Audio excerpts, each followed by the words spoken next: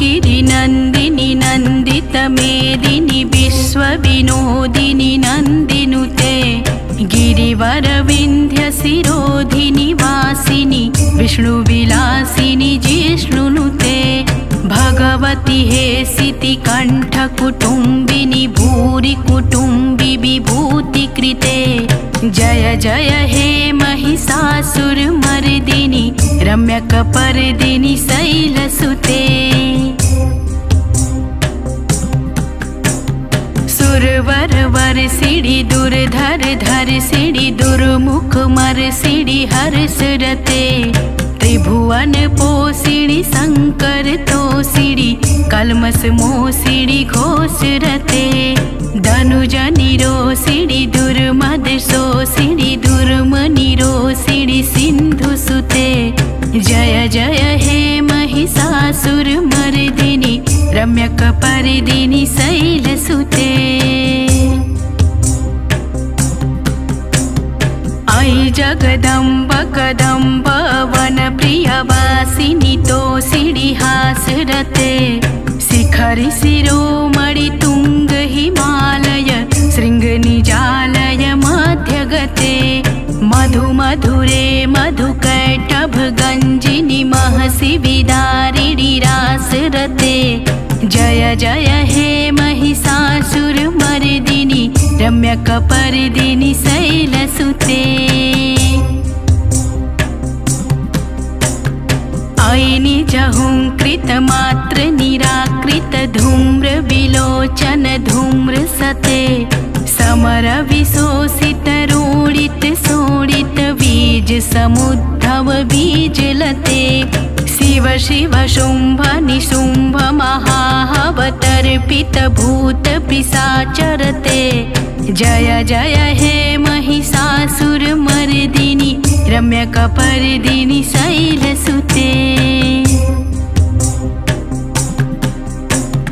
ऐ शतखण्ड विखण्डित रुण्ड वितुण्डित शुण्ड गजाधिपते निज भुज दण्ड निपातित चण्ड विपाटित मुण्ड भटाधिपते रिपु गज गण्ड विदारण चण्ड पराक्रम सौण्ड मृगाधिपते जय जय हे महिषासुरमर्दिनि रम्यकपर्दिनि शैलसुते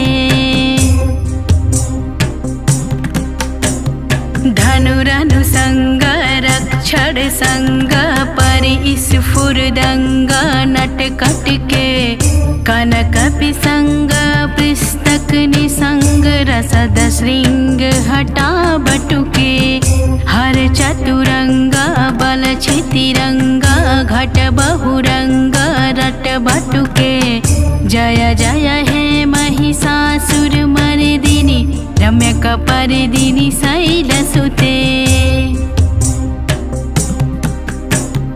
ऐरण दुर्मद शत्रुवदार्धूर्धर निर्भर शक्तिभृते चतुर विचार धुरीण महाशय दूतकृत प्रथमाधिपते दूरित दूरिह दूराशय दुर्मति दानव दूत दुरंत गते जय जय हे महिषासुरमर्दिनि रम्यकपर्दिनि शैलसुते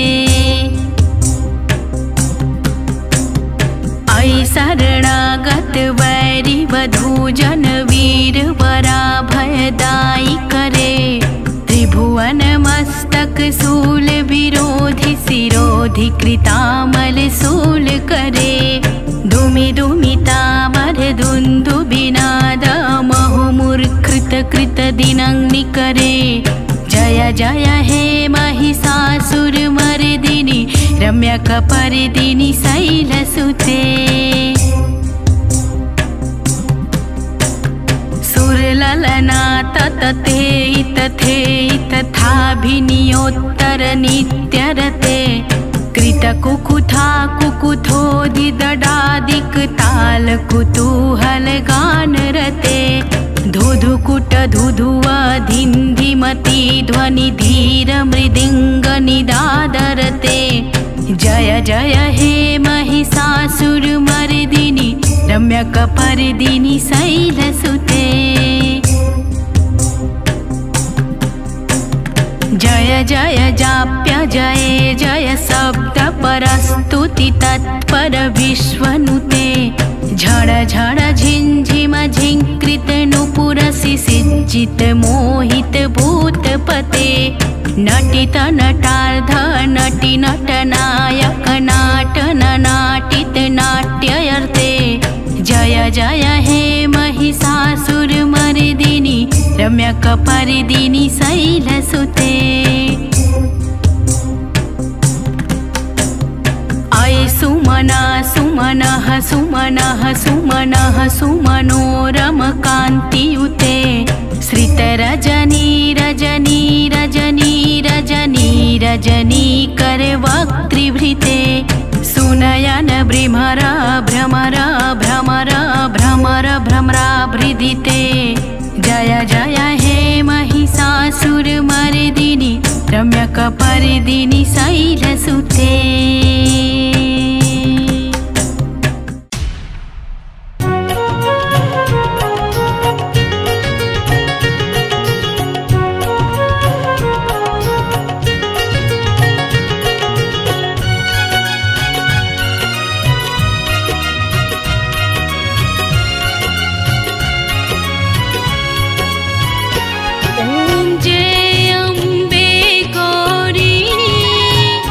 मैया जय श्यामा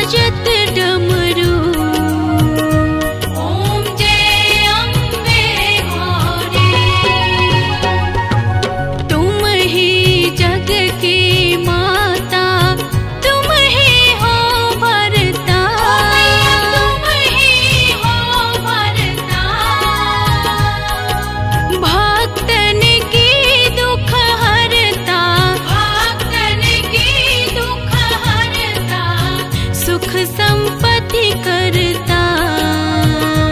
ओम जय अम्बे गौरी। भुजाचार अति शोभित वर मुद्राधारी। वर मुद्राधारी। मन वांछित फल पावत। मन वांछित फल पावत। सेवत नर नारी। ओम जय अम्बे गौरी। कंचन थाल विराजत अगर कपूर बाती। अगर कपूर बाती। श्रीमाल के तुम्हें राजत। श्रीमाल के तुम्हें राजत। कोटि रतन ज्योति। ओम जय अम्बे गौरी। श्री अम्बे जी की आरती जो कोई नर गावे। जो कोई नर गावे। कहत शिवानंद स्वामी। कहत शिवानंद स्वामी।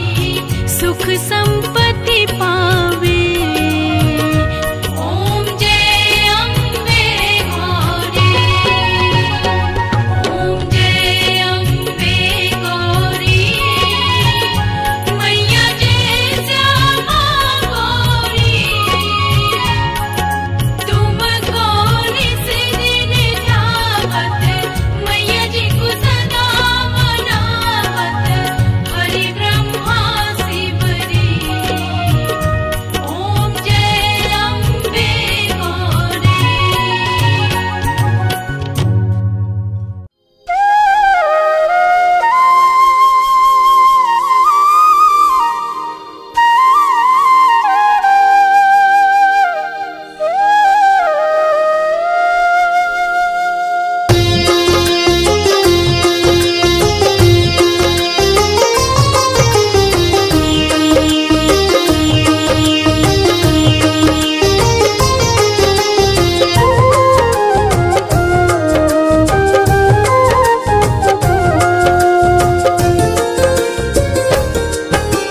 नमो नमो दुर्गे सुख करनी।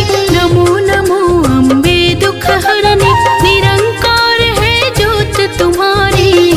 लोक फैले उजियारी। ससे ललाट मुख महाविशाला। नेत्र लाल भ्रुकुटी विकराला। रूप मात को अधिक सुहावे। दर्श करत जन अति सुख पावे। तुम संसार शक्ति लैकीना। पालन हेतु अन्न धन दीना। अन्नपूर्णा होई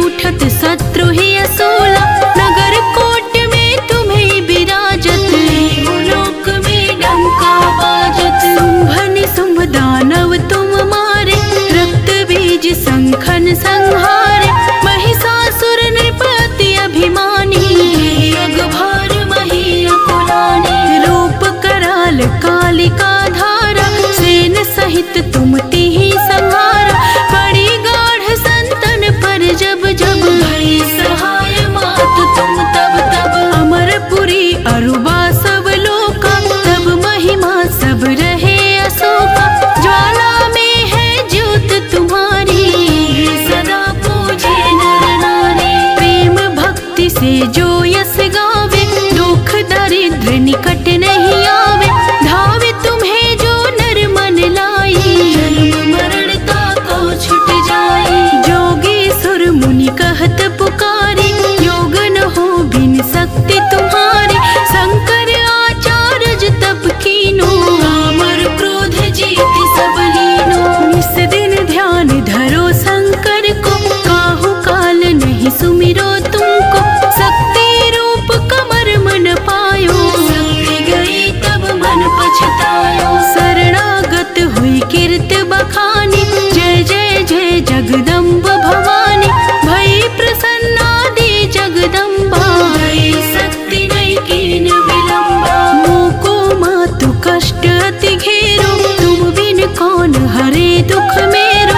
आशा तृष्णा निपट सतावल, मोह मदादिक सब विनाशावल। शत्रुनाश की जय महारानी, सुमिरो एक चित तुम्हें भवानी। करो कृपा है मातु दयाला, रिद्धि सिद्धि दे करहु निहाला। जब लगी जीऊं दया फल पाऊं, तुम्हारो यस मैं सदा सुनाऊं। दुर्गा चालीसा जो कोई गावे, सुख भोग परम पद पावे। देवी दास शरण निज जानी, करहु कृपा जगदम्ब भवानी। शरणागत रक्षा करे, भक्त रहे निशंक। मैं आया तेरी शरण में, मातु लीजे अंग। जय जय जय दुर्गे माँ, जय जय जय अम्बे माँ। जय जय जय दुर्गे माँ, जय जय जय अम्बे माँ। जय जय जय दुर्गे माँ, जय जय जय अम्बे माँ।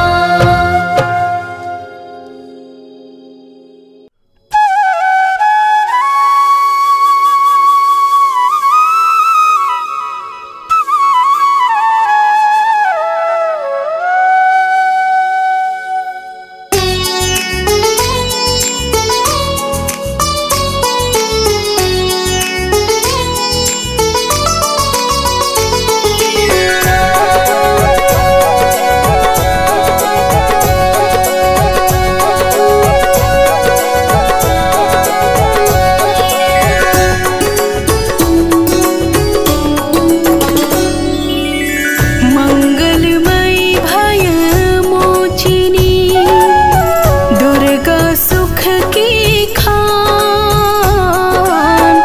मंगलमयी भय मोचिनी, दुर्गा सुख की खान। जिसके चरणों की सुधा, स्वयं पिए भगवान रे भगतों। स्वयं पिए भगवान, दुख नाशक संजीवनी। नव दुर्गा का पाठ, जिससे बनता भिक्षुक भी, दुनिया का सम्राट रे भगतों। दुनिया का सम्राट।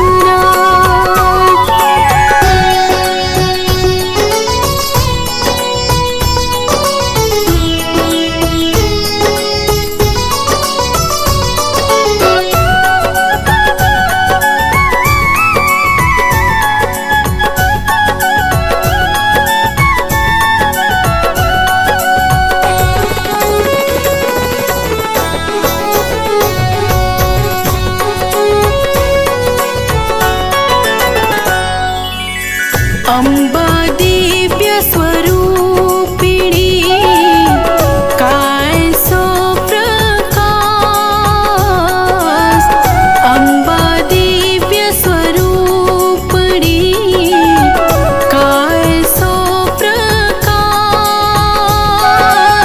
पृथ्वी जिससे ज्योतिर्मय, उज्ज्वल है आकाश रे भगतों। उज्ज्वल है आकाश। दुर्गा परम सनातनी, जग की सृजनहार।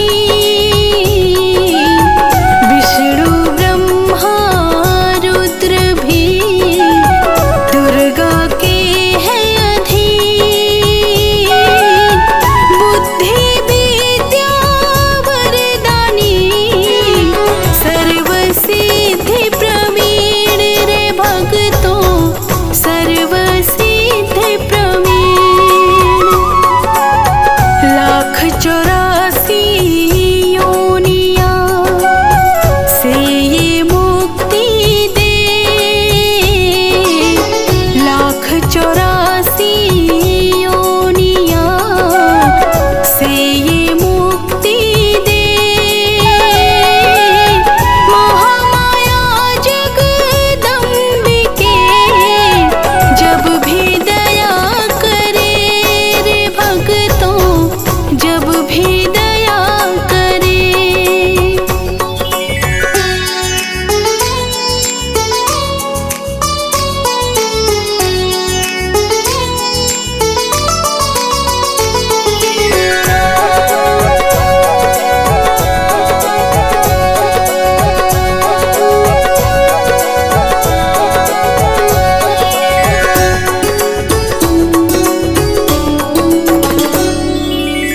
दुर्गा दुर्गति नासिनी, सिंहवाहिनी सुखकार।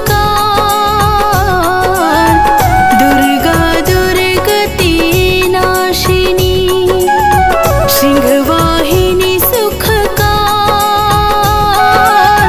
वेद माताये गायत्री, सबके पालनहार रे भक्तों, सबके पालनहार। सदा सुरक्षित वो जन है जिस पर माँ का हाथ। सदा सुरक्षित वो जन है जिस पर माँ का हाथ।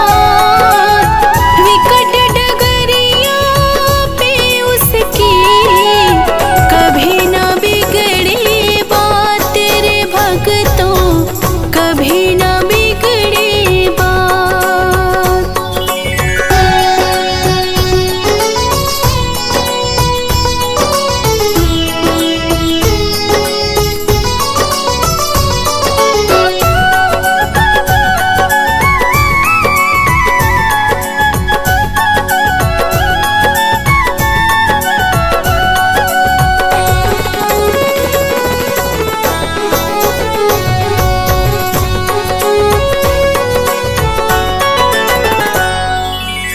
महागौरी वरदायिनी, मैया दुख निदान।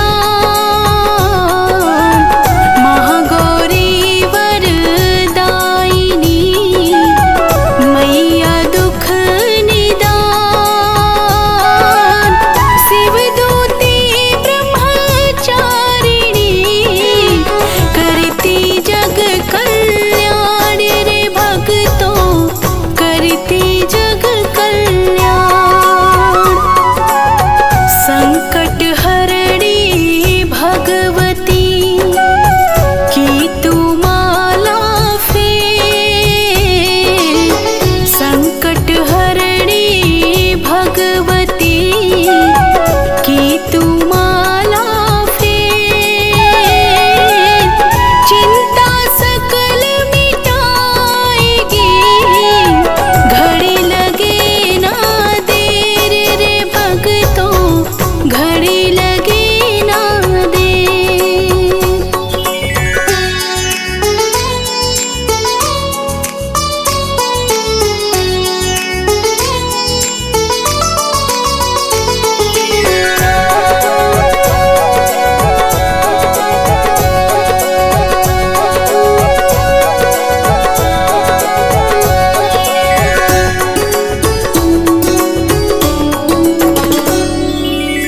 पारस चरणन दुर्गा के, जग जग माथा टेक। पारस चरणन दुर्गा के, जग जग माथा टेक। सोना लोहे को करे अद्भुत कौतुक देख रे भक्तों, अद्भुत कौतुक देख। भवतारक परमेश्वरी, लीला करे अनंत।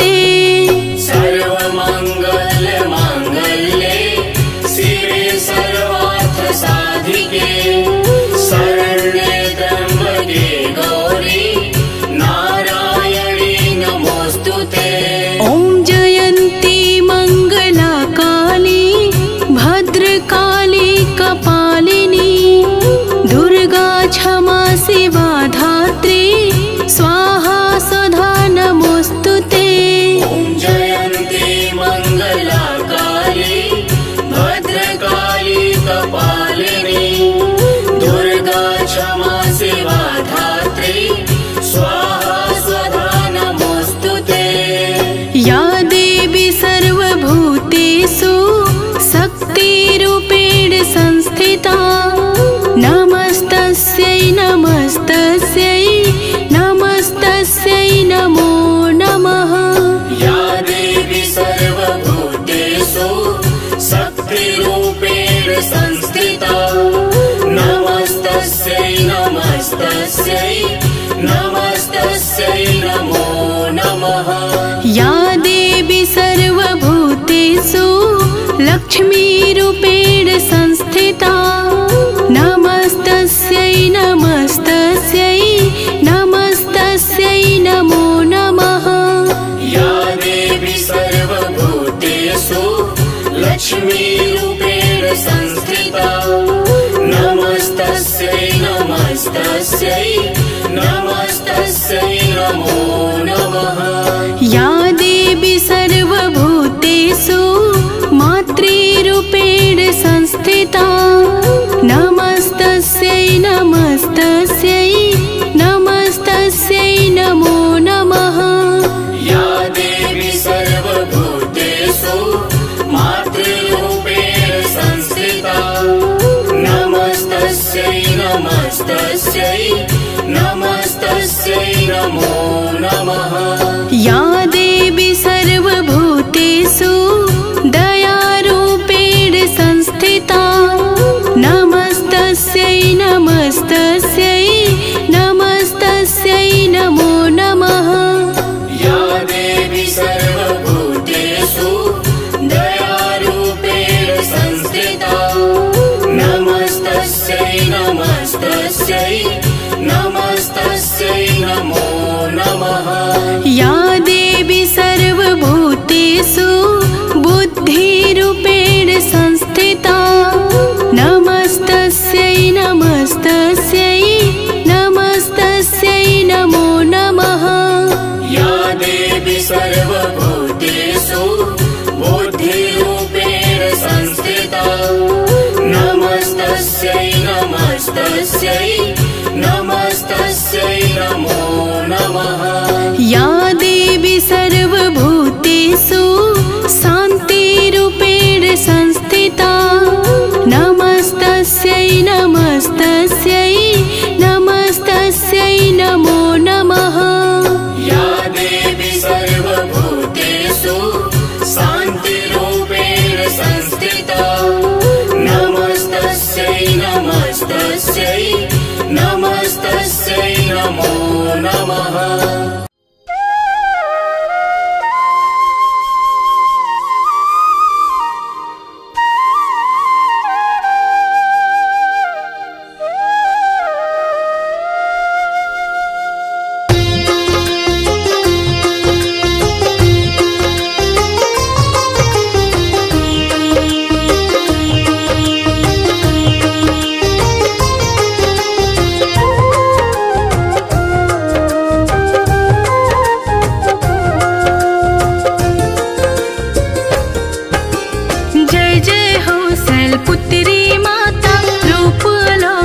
शुभ फलदाता हाथ त्रिशूल कमल दल साजे शीश मैया के मुकुट विराजे। शिव अर्धांगिनी तुम हो माता दक्ष राज की कन्या माता तुम ही हो सती माता पाप विनाशिनी तुम हो माता। वृषभ सवारी माँ की सुंदर जो कर लेता इनके दर्शन नव दुर्गा में प्रथम स्थान जो भी धरता तेरा ध्यान। नवरात्रि में जो व्रत धारे करती कृपा उस भक्त पे सारे। करुणामयी जग जननी मैया की जो दया की हरदम छैया। शैलपुत्री माँ बैल पे सवार करे देवता जय जयकार।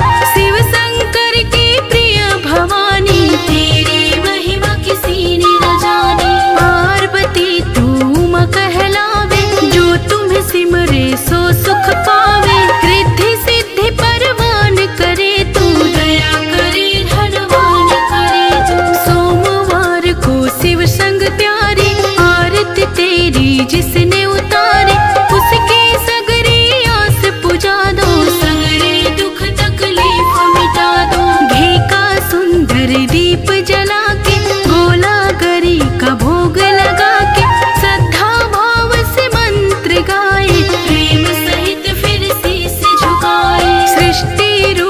तू ही है जननी, शिव संग रंग राता है जननी।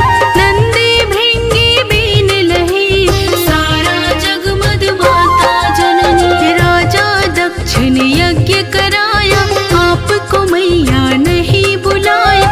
शिव का सदा किया अपमान, शिव को कभी न दिया सम्मान। अग्नि कुंड में कूदी मैया, पति का हुआ जब अपमान। अगले जन्म में पा लिया मैया, शिव के बगल में ही स्थान। राजा हिमांचल के घर जन्मी, पुत्री बन सम्मान लिया।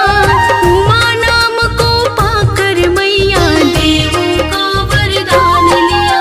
सजा है दाएं हाथ में त्रिशूल, बाएं हाथ कमल का फूल। बैल है वाहन आपका, माला जपे शिव नाम का। जय जय जय गिरिराज किशोरी, जय महेश मुख चंद्र चकोरी। मनोकामना पूर्ण करो माँ, सुख संपत्ति से घर भर दो माँ। जय जय जय दुर्गे माँ, जय जय जय अम्बे माँ। जय जय जय दुर्गे माँ, जय जय जय अम्बे माँ। जय जय जय दुर्गे माँ, जय जय जय अम्बे माँ। सभी भक्तों को जय माता दी। दिव्य भक्ति आराधना चैनल के माध्यम से आज मैं आप सभी भक्तों को शीतला माता की सच्ची और पूरी कथा सुनाने जा रही हूँ। श्रवण करिए। जय माता दी। अमर कथा है शीतला माँ की, सुन लो भक्तों ध्यान लगा। देवलोक से चली भवानी, चली धरा पर बनी सहाय। गगन मंडल से मात शीतला, पृथ्वी लोक की प्रस्थान। ढूंढ रही माँ अपना मंदिर, गाँव डोंगरी राजस्थान। ढूंढ रही माँ अपना मंदिर, गाँव डोंगरी राजस्थान। कौन मेरी पूजा करता है, कौन मुझे करता है ध्यान। कहीं नहीं मेरा मंदिर, चौरा देख रही घर बार। घूम रही थी माँ गलियों में, देख रही हर घर दरबार। सहसा छत से उबला पानी, चावल का फेंकी एक नार। सहसा छत से उबला पानी, चावल का फेंकी एक नार। पड़े फफोले माँ के तन पर, धो धो जले बदन अंगार। मदद करो कोई मदद करो माँ, चीख चीख कर करे पुकार। मदद करो कोई मदद करो माँ, चीख चीख कर करे पुकार। लेकिन गांव का कोई सज्जन नहीं किया माँ का उपचार। घर के बाहर एक कुम्हार बैठी थी दुख में मन मार। देख दशा शीतला माँ की, वही कुमारन भर अखबार। डाल डाल कर ठंडा पानी, नहलाई माँ को कई बार। डाल डाल कर ठंडा पानी, नहलाई माँ को कई बार। कही कुम्हारन बूढ़ी माँ से, भूखी होगी अपरंपार। कहीं ज्वार की रोटी खा लो, रात का भोजन हो स्वीकार। कहीं ज्वार की रोटी खा लो, रात का भोजन हो स्वीकार। रबड़ी रोटी खाई मैया, देती आशीष अपरंपार। तब जाकर शीतल भई मैया, खूब हुआ सेवा सत्कार। तब जाकर शीतल भई मैया, खूब हुआ सेवा सत्कार।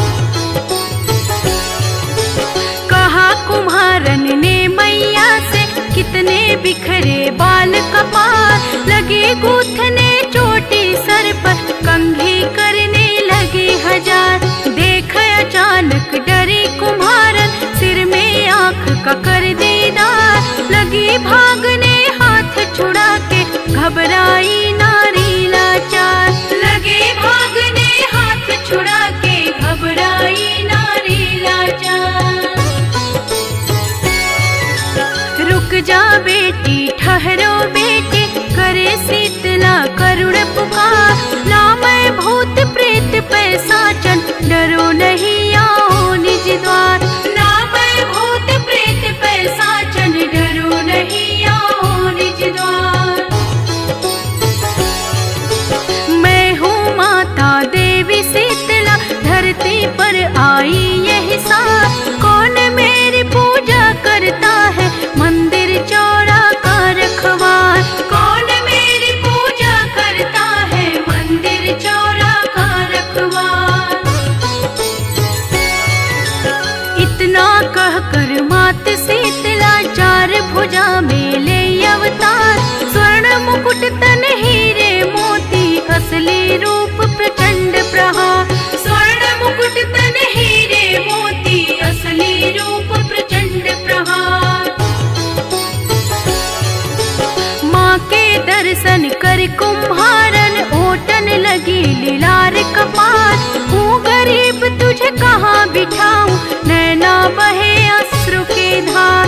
हूँ गरीब तुझे कहाँ बिठाऊं, नैना बहे अश्रु की धार। ना चौकी ना साधन घर में, ना कोई आसन है मेरी माँ। हाथ जोड़ कर खड़े कुम्हारन, क्षमा करो हे माँ एक बार। हाथ जोड़ कर खड़े कुम्हारन, क्षमा करो हे माँ एक बार। कुम्हारन का गधा द्वार पर खड़ा देखता रहा श्रृंगार। बैठ गई माँ गधे के ऊपर, यही मेरा आसन आधार। बैठ गई माँ गधे के ऊपर, यही मेरा आसन आधार। एक हाथ में झाड़ू दूजे डलिया लेकर करे विचार। झाड़ू झाड़ भर फेंक के डलिया, करे गरीबी का निस्तार। झाड़ू झाड़ भर फेंक के डलिया, करे गरीबी का निस्तार। तेरी भक्ति से प्रसन्न हूँ, मांगो वर कोई तुम खार। हाथ जोड़ कर कही कुमारन, डुमरी गाँव में करो निवास। हाथ जोड़ कर कही कुमारन, डुमरी गाँव में करो निवास। जैसे मेरी दीन दशा का मैया तूने किया निवार, इसी तरह इस गाँव लोक का कर दो मैया बेड़ा पार। इसी तरह इस गाँव लोक का कर दो मैया बेड़ा पार। होली बाद सप्तमी के दिन, जो भी करे भक्ति सत्कार। दही वस्त्र ठंडा जल ढारे, उसका होए स्वप्न साकार। दही वस्त्र ठंडा जल ढारे, उसका होए स्वप्न साकार। नारी सुहागन सदा रहे, वह गोद भरे अन्न धन भंडार। पुरुष चढ़ावे फूल नारियल, सुखी रहे उसका परिवार। पुरुष चढ़ावे फूल नारियल, सुखी रहे उसका परिवार। बेटी तेरा वर हो पूरा, देती पूजा का अधिकार। गाँव सेल की डोंगरी में, मैया का मंदिर सुख द्वार। गाँव सेल की डोंगरी में, मैया का मंदिर सुख द्वार। मेला लगता धाम शीतला, दिवस सप्तमी को हर बार। पूर्ण कामना सबकी होती, जो धावे माँ के दरबार। पूर्ण कामना सबकी होती, जो धावे माँ के दरबार।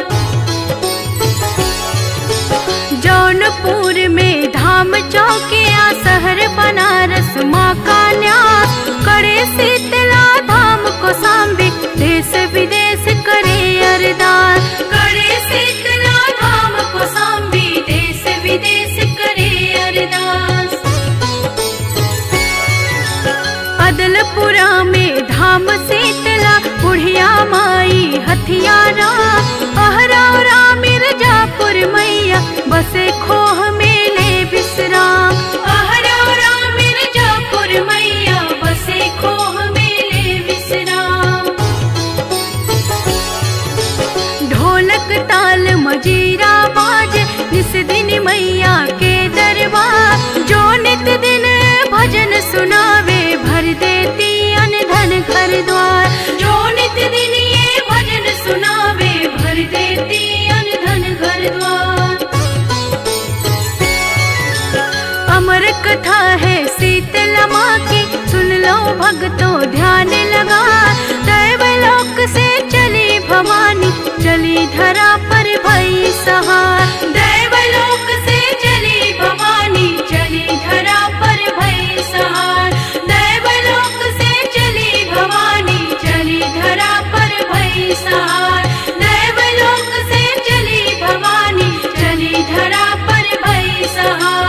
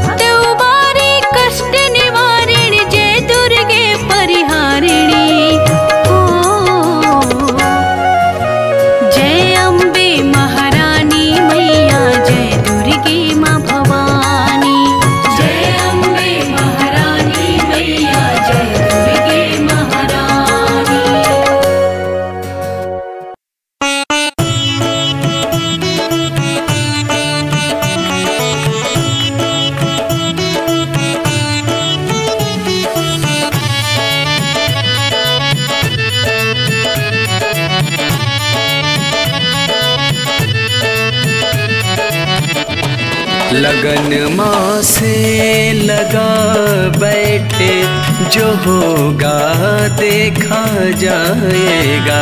लगन माँ से लगा बैठे, जो होगा देखा जाएगा। जो होगा देखा जाएगा, जो होगा देखा जाएगा।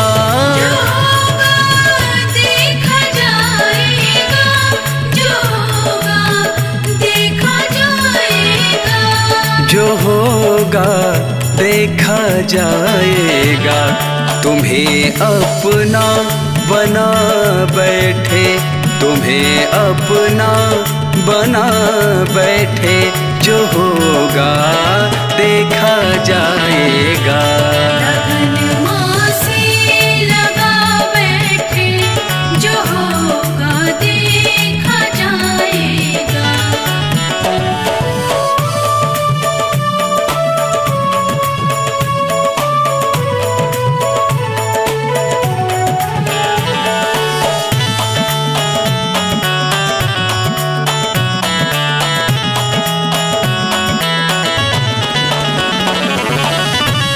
दीवाने बन गए माँ के, तो फिर दुनिया से क्या मतलब। दीवाने बन गए माँ के, तो फिर दुनिया से क्या मतलब।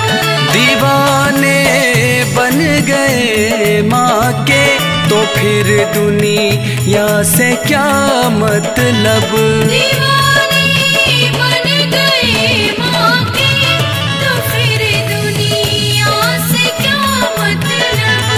तो फिर दुनिया से क्या मतलब।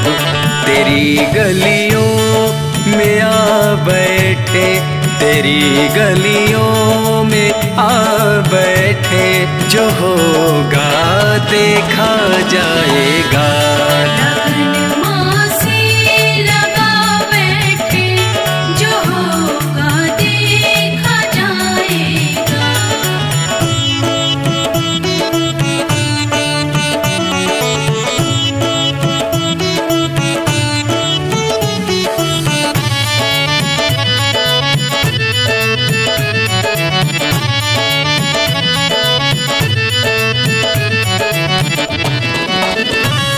कभी दुनिया से डरते थे कि छुप छुप याद करते थे।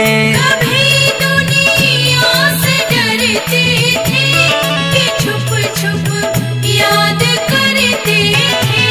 कभी दुनिया से डरते थे कि छुप छुप याद करते थे।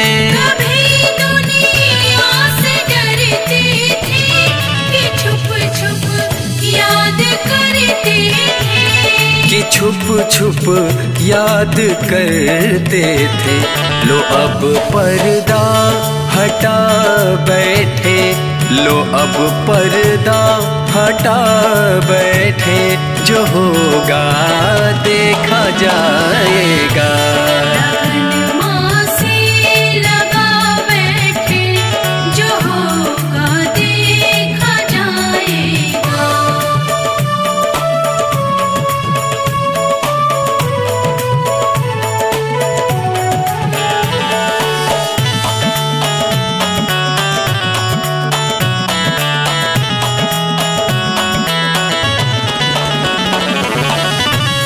कभी ये ख्याल था दुनिया हमें बदनाम कर देगी। कभी ये ख्याल था दुनिया हमें बदनाम कर देगी। कभी ये ख्याल था दुनिया हमें बदनाम कर देगी।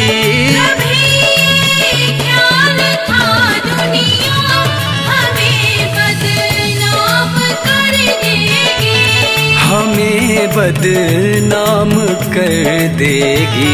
शर्म अब बेच खा बैठे, शर्म सब बेच खा बैठे, जो होगा देखा जाएगा। लगन माँ से लगा बैठे, जो होगा देखा जाएगा। जो होगा देखा जाएगा, जो होगा देखा जाएगा।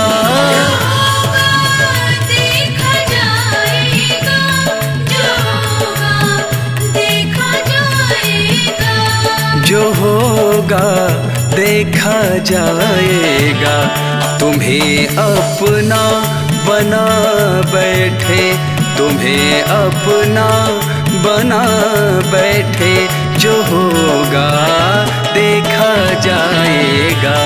लगन माँ से लगा बैठे, जो होगा देखा जाएगा। लगन माँ से लगा बैठे, जो होगा देखा जाएगा।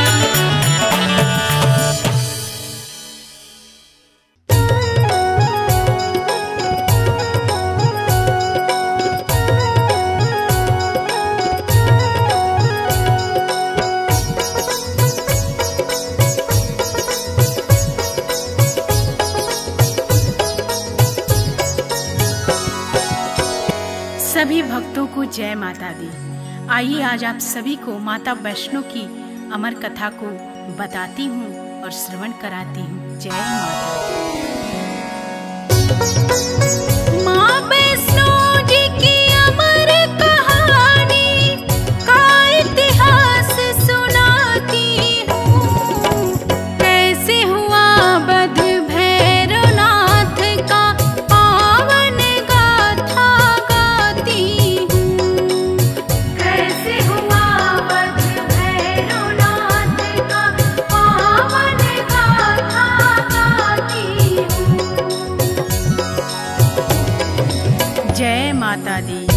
गुरु गोरखनाथ का शिष्य भैरवनाथ बहुत बड़ा शक्तिशाली व बलशाली अघोरी था। तामसी भोजन करता था और सिवा अपने गुरु के भैरवनाथ किसी से नहीं डरता था। तपोधारी था भैरवनाथ, बहुत बड़ी तपस्या करता था। बिना तंत्र साधना के भैरवनाथ का एक दिन भी नहीं बीतता था। पर इसी के साथ साथ वह बहुत बड़ा घमंडी था। उसका ये मानना था कि वो तीनों लोक का स्वामी है, आंधी है, तूफान है। और ऐसे घमंडी भैरवनाथ का किस प्रकार माँ ने वध किया, आइए आप सभी को पूरी कथा बताती हूँ। श्रीधर नाम के एक ब्राह्मण थे और माँ वैष्णो के बहुत बड़े पुजारी थे। बहुत ही दीनहीन हालत थी उनकी, लगता था जैसे बहुत बड़े भिखारी हैं। सुबह शाम दिन रात माँ की भक्ति में लीन रहते थे। एक दिन श्रीधर कहीं जा रहे थे, अचानक से उनके साथ एक बहुत बड़ी घटना घटी। आइए उस घटना के बारे में आप सभी को आगे की कथा में श्रवण कराती हूँ। जय माता दी।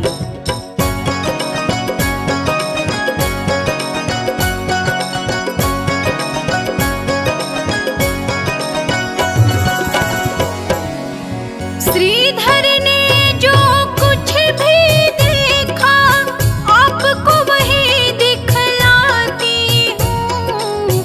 माँ वैष्णो जी की अमर कहानी का इतिहास सुनाती हूँ।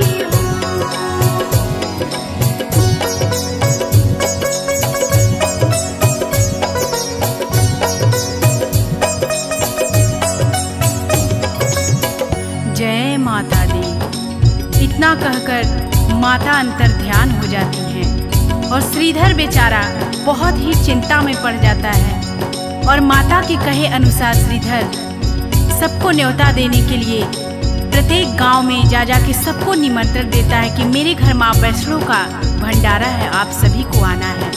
और माता के कहे अनुसार गोरखनाथ और उनके शिष्य भैरव को भी निमंत्रण देने के लिए श्रीधर उनके आश्रम में पहुंचता है। आश्रम में श्रीधर के पहुंचते ही जैसे ही श्रीधर गोरखनाथ और उनके शिष्य भैरवनाथ को अपने यहाँ भंडारे के लिए आने के लिए बोलता है, बहुत ही ठहाके के साथ भैरवनाथ हंसता है और उपहास करके बोलता है कि तुम एक निर्धन हीन दीन ब्राह्मण, तुम क्या मुझे भंडारा करवाओगे? मैं जहाँ भी भंडारे के लिए जाता हूँ खाने, वहाँ पे भोजन अपने आप ही कम पड़ जाता है।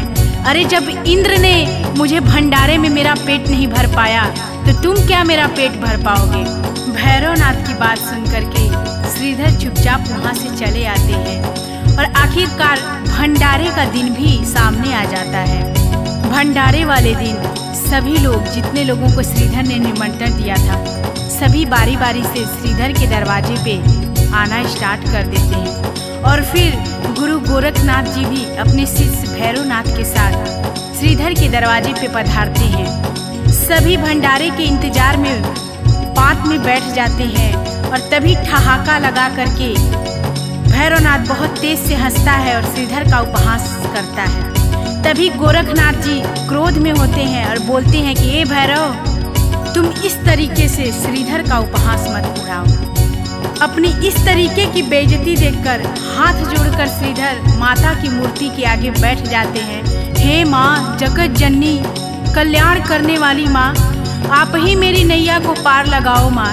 इतना सुनते ही माता किस प्रकार अपनी चमत्कार दिखाती हैं, आइए आगे की कथा में आप सभी को सुनाते हैं।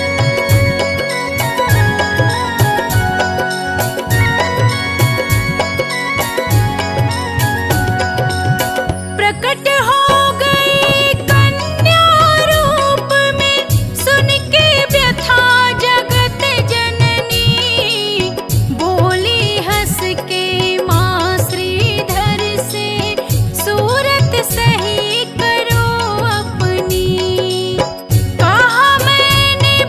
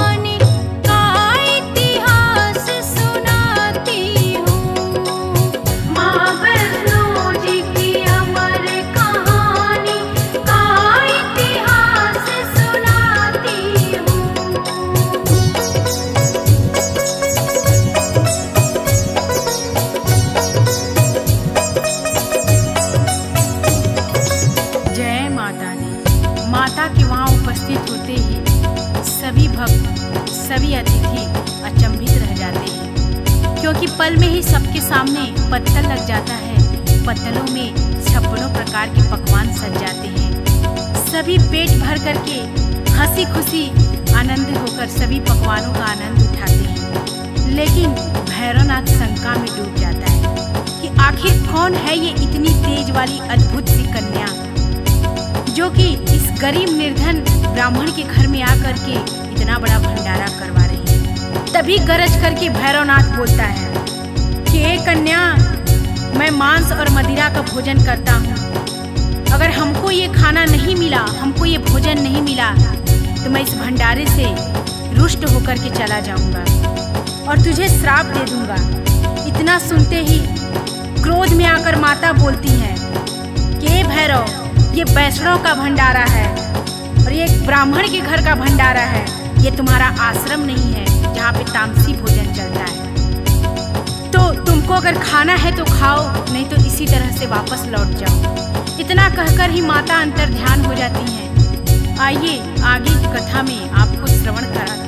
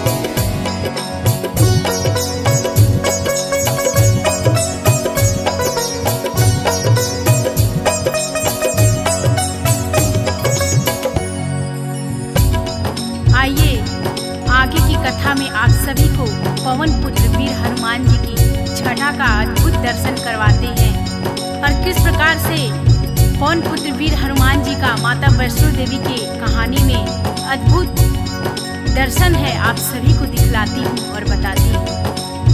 पर्वत की एक शिला पे वीर लांगुर हनुमान जी बैठे रहते हैं और माता के और भैरवनाथ के जो खेल चल रहा है उसको बहुत ही भली भांति जानते हैं और माता को पहचान जाते हैं वीर लांगुर हनुमान जी की माँ वैष्णो है। और जो ही माता उनके पास पहुँचती है वीर हनुमान जी के पास नतमस्तक होकर के माता को प्रणाम करते हैं और बोलते हैं, हे जगत जननी जगदम्बा माँ, जो भी आज्ञा हो इस बालक के लिए सो आप कहिए। और देखिए आगे माता क्या बोलती हैं हनुमान जी से। बोलती हैं, हे पवन पुत्र हनुमान सुनो, पीछे पीछे हमारे दुष्ट भैरवनाथ आ रहा है और मैं गुफा के अंदर प्रवेश करने जा रही हूँ। और जब तक मैं गुफा के बाहर ना आ जाऊँ तब तक तुम इस गुफा के द्वार की रखवाली करते रहना। इतना कह कर के माता गुफा के अंदर चली जाती है और पीछे पीछे पवन वेग से भैरवनाथ भी वहीं पे आ जाता है और गुफा के आगे पवन पुत्र का पहरा लगा रहता है। जैसे ही पवन पुत्र को भैरवनाथ देखता है बहुत ही क्रोध से बोलता है, ए बंदर हट तू, यहाँ से मुझे अंदर जाना है। हनुमान जी भैरव से बोले, कौन है तू दुष्ट, क्यों यहाँ आया है? लगता है तेरा काल खींच करके यहाँ लाया है। तुझे पता नहीं है कि तू यहाँ पे किस लिए आया है? तेरा आज अंत होगा। इतना सुनते ही क्रोध में भैरवनाथ बोलता है कि तू बंदर होकर के मुझे मारेगा।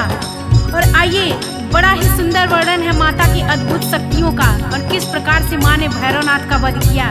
आगे की कथा में आप सभी को श्रवण कराती हूँ।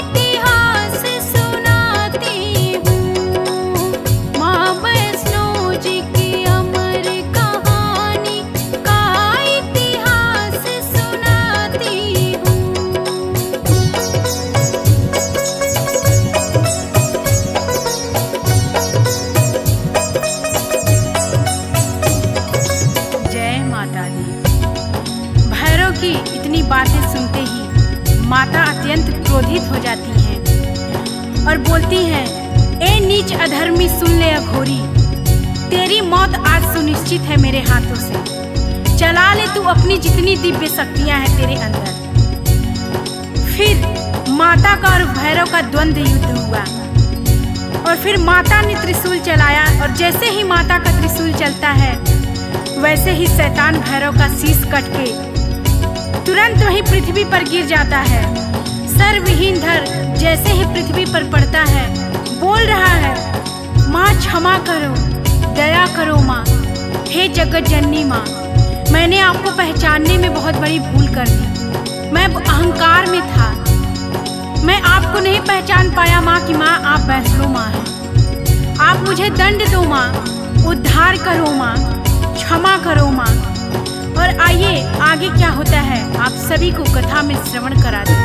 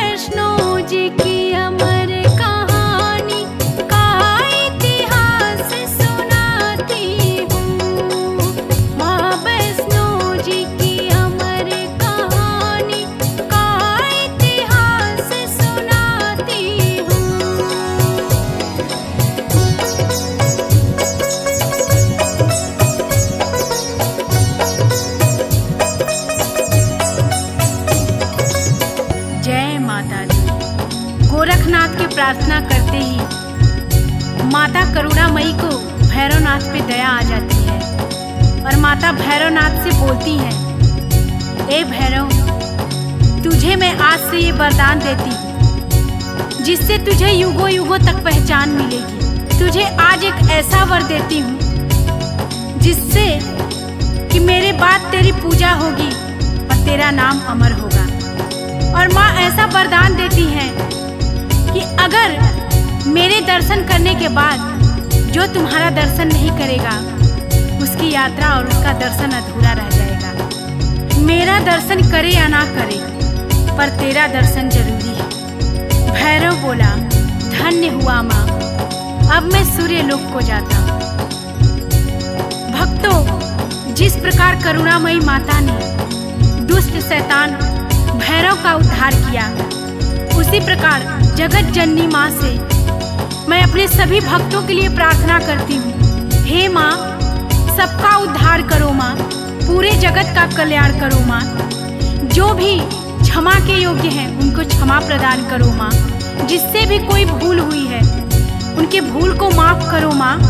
आप जग कल्याणी हो माँ, आप पाप नाशिनी हो माँ, आप जगत तारिणी हो माँ। हाथ रखो माँ हमारे सिर पे, कल्याण करो माँ। मैं अंकिता आपके चरणों में शीश झुकाती हूँ माँ, कल्याण करो माँ। जो भी इस कथा में मेरे से त्रुटि हुई होगी, आप सभी भक्तों से और माता रानी से क्षमा प्रार्थी हूँ। प्रेम से बोलिए जय माता दी, जय वैष्णो।